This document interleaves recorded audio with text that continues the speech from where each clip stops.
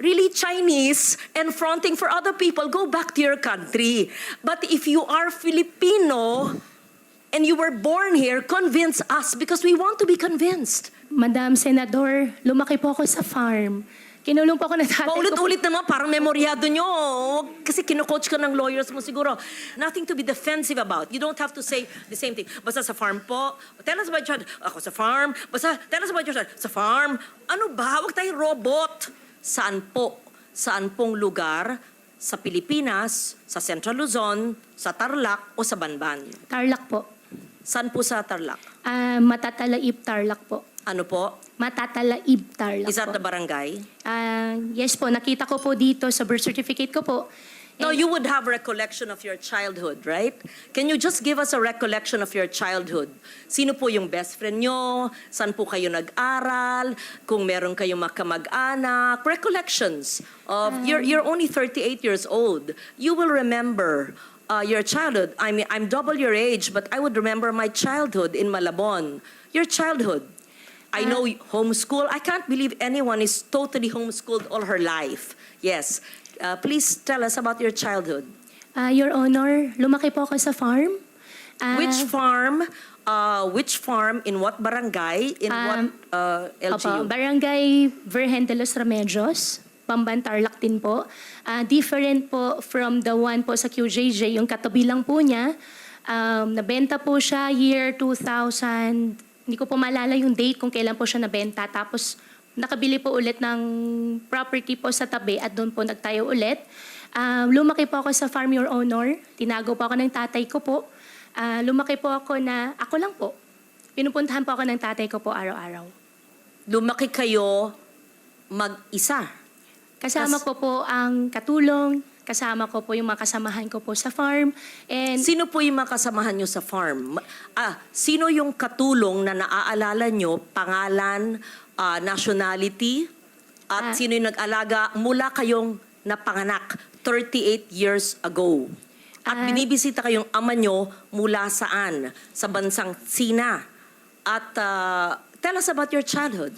Your Honor, sa farm po ako lumaki, sa Bamban po ako lumaki. Lumaki po ako mag-isa, pinupuntahan po ako ng tatay ko. How I wish po... No, okay. You cannot grow up alone from a time you were born. Opo. So the formative years from a time your mother birthed you up to perhaps 10 years old, sino po yung inyong naging caregiver o yaya? Hindi naman pwedeng mag-isa lang po kayo sa farm. Binibisita kayo ng ama nyo mula saan. So sino po yung sabi nyong kasambahay nyo na nagpalaki sa inyo? Sino po yung sabi nyong mga kaibigan nyo, kasama nyo sa farm? Sino po? Para may...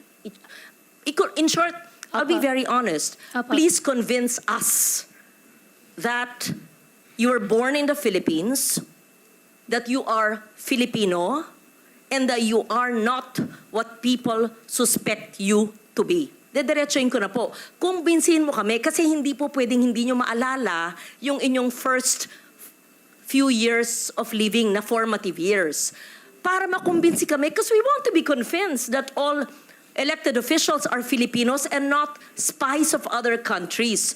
So, as a nationally elected official, and I won in Tarlac, number 1, I think, or 2, and I won in Banban.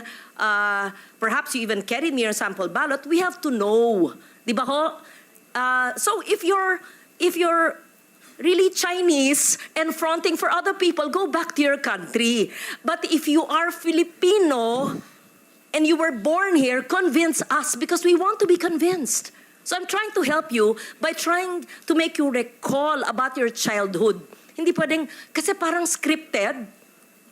Kasi I was born on this. This is what I can remember. And then when I ask you the same question, it's the same rote. R-O-T-E. So convince us. Your Honor, lumaki po ako sa Bamban Tarlac. Lumaki po ako sa farm. Paulit-ulit. Opo. Anong barangay, anong farm, sino po yung nag-alaga sa inyong sabi nyo na binibisita kayo ng ama nyo, ano yung family situation, sino pong makalaro nyo, kaklase nyo, kung homeschooled kayo, sino po nag-homeschool sa inyo, ganun po. Madam Senador, Ako po ay lumaki po sa Barangay Virgen de los Remedios, Bamban, Tarlac po. Ako po ay isang Filipino. Lumaki po ako kasama po yung mga empleyado po namin sa farm. Ipaprovide ko rin po yung mga pangalan. Come and go din po naman kasi yung mga naging empleyado po.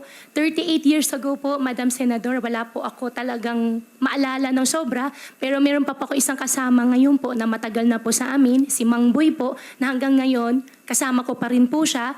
Sa susunod po, baka pwede ko po siya i-present din po dito para makilala niyo po. And in fact, 14 years old pa lang po ako, nagtatrabaho na po ako. Kilala po ako ng barangay chairman na mention po kanina na ipapaimbita. At bumibili na po ako ng mais. Pwede po ako mag-present po ng mga pangalan po nila na magpapaalam lang po ako sa kanila kung pwede ko po sila i-disclose po yung names po nila. At Excuse me, San Loren, kung pwedeng idagdag, kung kaugnay nyo lahat ng mga taong ito mula nung pagkabata nyo, pwede nyo bang ikwento ng mahaba-haba ng konti in Kapampangan? Kasi syempre, kausap nyo sila sa sarili nilang lengguwahe.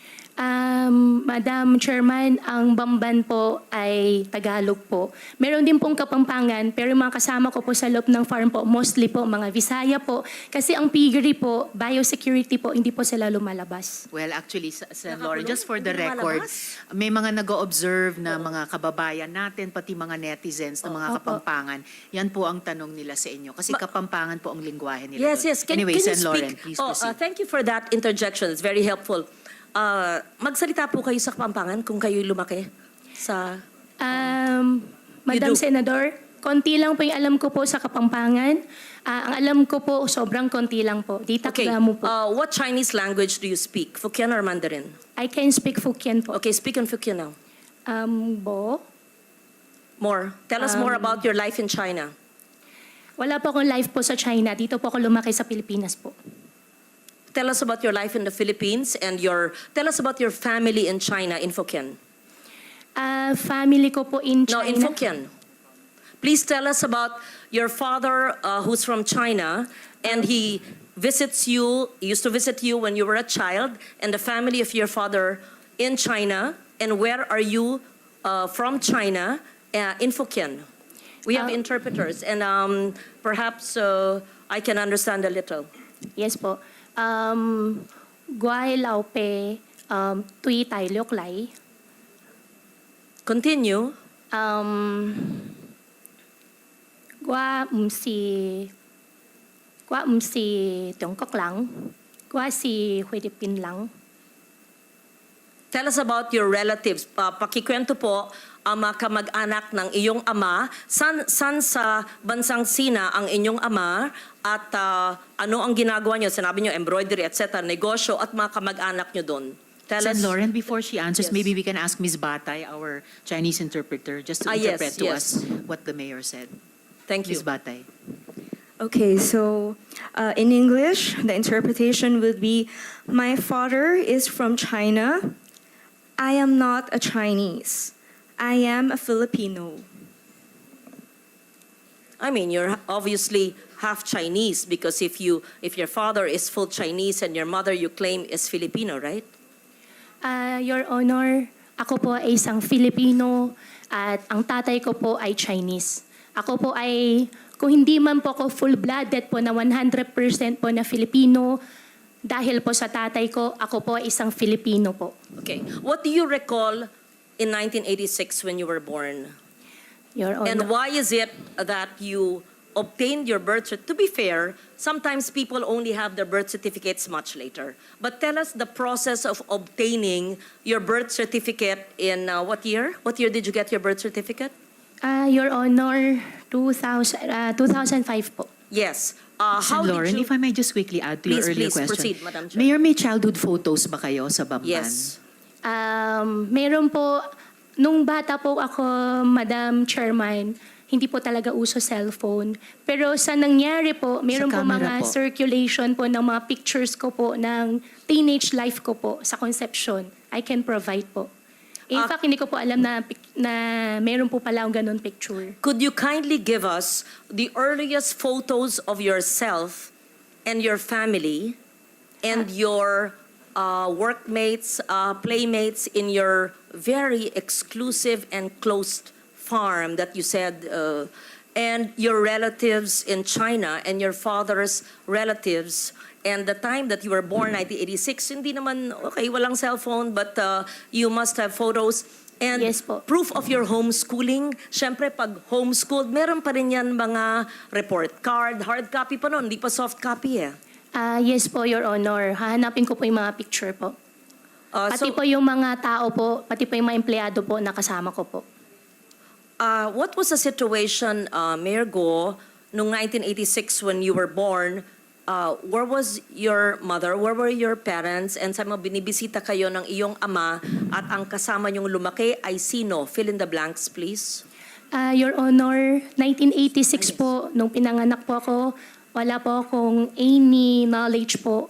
Dahil baby pa po ako noon, lumaki po ako, may nakikita po ako mga kasama po naging partner po ng tatay ko po. At lumaki po ako sa farm, isa na rin po yung na-mention ko po nung nakaraan po na Senate hearing, si Teacher Rubilin po, nakasama ko rin po siya.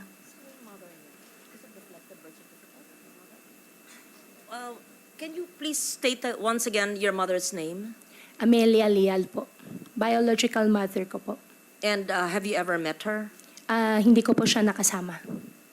Have you ever met her? Hindi po. From the time you were born, from 86, hindi po nyo na silayan. Hindi na po. And tinanong po nyo sa inyong ama o sa mga kalaro nyo kasamahan sa farm? Your Honor, how I wish po I have a perfect family po. No, we lead imperfect lives. So I don't want to intrude on that. I just wanted to make sure. So, sa pagkaalam ba nyo ay Pilipino ang inyong ina? Opo, yan po ang sinabi po sa akin ng tatay ko po. At lumaki po ako dito sa Pilipinas po.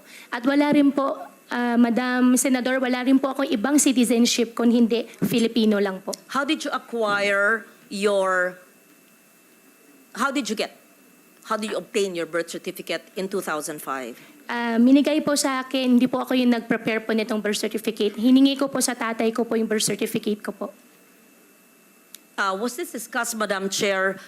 Did the PSA already look at the birth certificate? That was what was being discussed earlier, right, when I arrived? Yes. So that was, we will ask for the report from the PSA on the authenticity of that birth certificate. So tell us more. I know that time is up now. Tell us more in Hokkien, your childhood situation. I don't want to be intrusive, and there's no reason to explain about all of us have imperfect lives, but tell us about your childhood so we get to know you better, and your Chinese playmates, if any, Filipino associates or playmates, if any, and your family in China. In Fukien po. In Hokkien, Sen. please. Opo. Sa We farm, want to hear you speak your language. ang language ko po ay Tagalog po, Senador. Ako po ay isang Filipino. Sa Yes. farm po, ang gamit po namin lengguwahe po ay Tagalog po. But speak Hokkien. I just want to I hear can it. speak Fukien po, pero ang Yes. ginagamit po na lengguwahe po sa farm po ay Tagalog. There's nothing wrong with knowing languages. Yes po. If you're good in Hokkien, speak it, right? For Yes after po. all, your father's Chinese and you're half Chinese. Madam, Don't be ashamed of that. Opo, hindi naman po ako nahihiya, naman po ako na ashamed. Madam Senador, mas kaya ko po ikwento na mas fluent sa Tagalog kasi yan naman po ang mother tongue ko po kaysa sa Chinese language po. Kaya ako okay lang po na ikwento ko po in Tagalog. Okay, proceed. If you don't like to speak the language of your father, then speak in Filipino. Opo. Briefly, please, Mayor, dahil malapit na tayo mag-suspend for Ay, today. opo, sorry po ma'am. Thank you. Just brief. Apo. Thank you, Madam Chair. Lumaki po ako sa farm. 14 years old pa lang po ako. Nag-aalaga na po ako ng baboy. Ako nagpapaanak. Ako rin po nagbebenta po ng mga fatteners po na nilalabas po ng farm. Medyo, hindi po yung negosyo. Mula po 1986 when you were born, your recollection, 86 to the time you obtained your birth certificate in 2005. Madam Senador po, nung maliit pa lang po ako, nung 1986 po, wala na po talagang malala. Although ayaw ko po talaga ma-mention yung word na wala po akong malala, pero wala po No, talaga I'm ako not maalala. asking about the day you were born. Obviously, nobody knows that, any of us. I said 86 to 2005. Between the day you were born and 9 years old, you would have some recollection. Ako nga po, doble ng age nyo. Naaalala ko pa yung childhood ko na ako'y 5 years old eh. Kilala ko pa yung grade school teachers ko eh. Yun lang po. Huwag tayong magpilosopo po dito. I mean, Opo. obviously, I'm not asking you, how was it when you were born? Hindi po. From 1986 to 2005. Madam Senador, lumaki po ako sa farm. Kinulong po ako ng tatay ko. Paulit-ulit naman, parang memoryado nyo. Kasi kino-coach ka ng lawyers mo siguro. Just, magkwento, parang kaibigan. Parang nagpunta senador sa'yo, oh, Mayor, kamusta na kayo? Kamusta ang buhay nyo dito? Napana kayo sa farm? How was your life when you were born? Ganun. Sino yung neighbors nyo, playmates nyo, paano yung pamilya, binibisita ka ng ama mo, ganun. Kwento lang. Madam Senador, As a Filipino, as you claim. Opo, gustong-gusto ko po magkwento. Ang playmates ko po doon sa farm ay yung mga dati po namin empleyado rin po. Kamenggo po yung mga tao pero may mga luma, mga matatagal po namin empleyado. Pagbalik ko po ngayon araw, hahanapin ko po sila at sa susunod po na Senate hearing, isasama ko na lang din po Ako, sila. aaralin pa ng mga abogado. Teka po, anything, when I say, your first 10 years of your life, the first 9 years of your life, kilala ko pa yata yung isang abogado mo sa likod mo. Anyway, the first 9 years of your life, what is the first image that comes? Tell us about your farm life. Must be a charming, idyllic life, right? Opo, nasalo po ako ng farm. Di po ako pinag-aral po ng tatay ko po. Ang nagtuturo po sa akin si Teacher Rubilin po na na-mention ko po nung nakaraan na Senate hearing. And how I wish po really, Madam Senador, na I have a perfect life po. No, However we're po, not talking about pinalaki po ako sa farm. imperfections or perfection. Kwento lang nga eh. Opo. 9-10 years po. Siyempre man, Mayor, may maalala, 38 ka lang eh. Opo, sa farm nga po ako lumaki po, Madam Senador. Hindi po naging normal po, hindi po naging normal po I'm yung not buhay ko asking po. nga normal or it's Madam Chair, I know that time is limited and I would want to get to know the mayor. As I said, we're giving you the opportunity to prove to us that you are Filipino. Opo. We ask you the questions which I would ask normal people. I would ask you, Risa, tell me about your childhood, right? Survey in our childhood, I talk about my child. Yun lang. Nothing to be defensive about. You don't have to say the same thing. Basta sa farm po. Tell us about your child. Ako sa farm. Basta tell us about your child. Sa farm. Ano ba? Huwag tayong robot. Tell us about your childhood. So we're convinced that you have a childhood in the Philippines. And if we ask you to speak about a foreign language, to speak in a foreign language that you are, nabihasa ka, ay hindi, mas magaling po ako sa Pilipino. Ba't may kakaya kung magaling sa Fukien? Kung magaling ka mag-Mandarin? Wala. Maganda nga. Marami ka na lengguwahe. I will leave it at that and I will Opo. ask more questions in the next hearing because ano ba ang ating pinupunto dito? Na dapat ang ating mga ahensya ng gobyerno ay hindi nagpapahintulot ng mga sindikatong kriminal na nagbibigay ng mga peking birth certificate at ibang dokumento na nabibigyan tuloy minsan ng mga Philippine passports o nakakabigay ng ID ng Philippine government agencies na de-deprive tuloy ang ibang Pilipino sa mga benepisyo. At hindi lang yan, maari pa, without judging you or prejudging you, na mahalal sa mga posisyon na maaring maging national security issue. I'm not judging, I'm basing it on what I've heard and read, and I'm giving you the chance to prove that you are Filipino. Yes, so I will leave it at that. Thank you very much, Madam Chair, for the time and the patience, and I would like for her to submit the photos that you requested, the name of the teacher, and perhaps the teacher who helped her homeschooling, names of employees, their full names, photos, addresses, playmates, etc. You must have a neighbor who knew you in the 80s, right? Imposible mo walang may kilala. Hindi pwedeng sumulpot ko na lang ng 2005, tapos I'm Filipino, I'm here. Okay. Yun po, I leave it at that. I'm not yet convinced, but I really, sincerely want to be convinced because it would break my heart if we have a foreigner who is an elected official. It would break my heart kung ganon. It's really a national security risk. So I'll be very strict with DFA and with TSA sa inyong you better straighten that out yung mga sindikato nandyan sa mga ahensya ng gobyerno na nagbebenta ng mga birth certificates. Thank you, Madam Chair.